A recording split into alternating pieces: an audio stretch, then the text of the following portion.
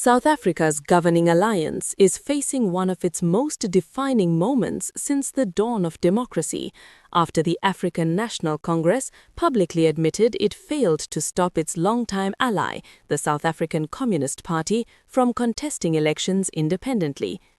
Speaking during a recent media briefing, Fikile Mbalula acknowledged that despite repeated engagements, the ANC was unable to persuade the SACP to abandon its decision to go it alone in the upcoming elections. The admission marks a significant turning point in the relationship between the two parties.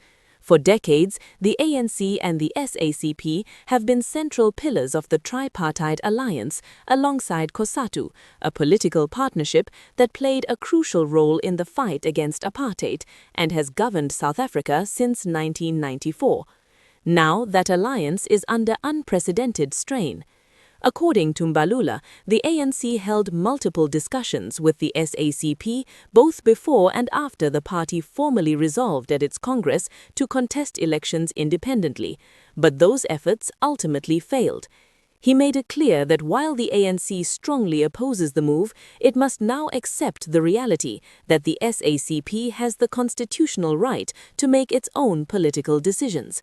This moment is more than just a disagreement. It reflects a deeper ideological and strategic divide that has been growing for years. At the center of the split are long-standing tensions over economic policy, governance direction, and political alliances. The SACP, led by Solly Mbapaila, has been increasingly critical of the ANC's leadership, particularly its decision to enter into coalition arrangements with parties such as the Democratic Alliance in the Government of National Unity. Mbapaila and other SACP leaders argue that these alliances shift the ANC away from its historical commitment to working-class interests and economic transformation.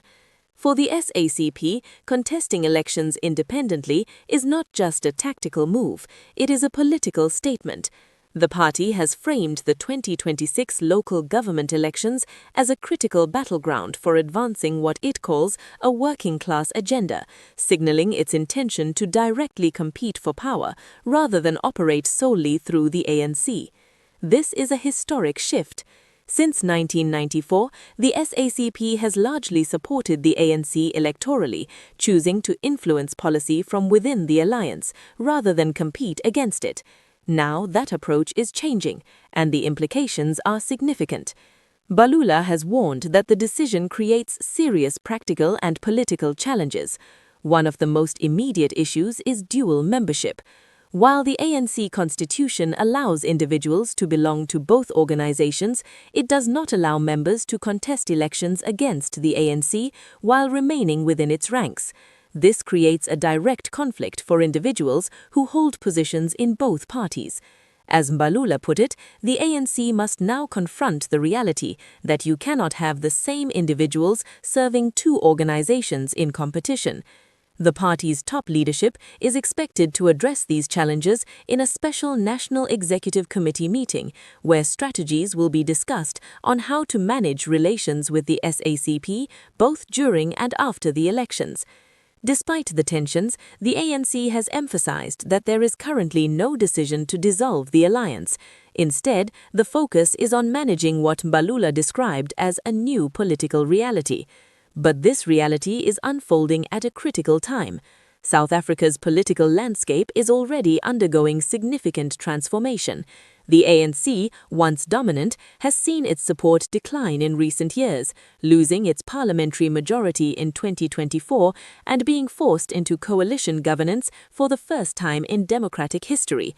This has fundamentally changed how power is negotiated in the country. Coalition politics is now a central feature of South Africa's democracy, and the ANC is still adapting to this new environment. Mbalula himself acknowledged that coalition politics is a new phenomenon that the party must better understand and respond to. Against this backdrop, the SACP's decision adds another layer of complexity.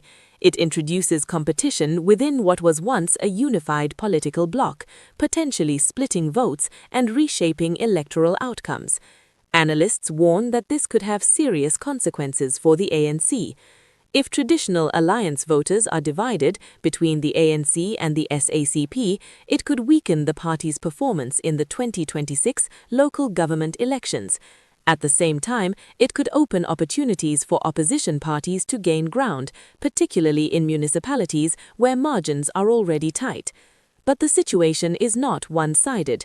The SACP also faces risks. While it has strong ideological influence, it has limited experience contesting elections independently in the modern democratic era. Translating political messaging into electoral success will be a major test. Still, the move reflects growing confidence within the party that it can stand on its own. It also signals a broader shift in South African politics, where long-standing alliances are being redefined and political competition is intensifying. At a deeper level, this moment raises fundamental questions. What is the future of the tripartite alliance? Can it survive in a form where its members compete against each other electorally? Or is this the beginning of a more permanent realignment in South African politics? For now, the ANC is attempting to balance two priorities, maintaining the alliance while also preparing for a scenario where that alliance no longer guarantees unified electoral support. It is a delicate and complex challenge. As the country moves closer to the 2026 local government elections, the outcome of this tension could reshape the political landscape. What was once a united front is now entering uncharted territory, and for the first time in decades, the ANC may have to face not only its traditional opposition, but also competition from within its own historic alliance. South Africa will be watching closely.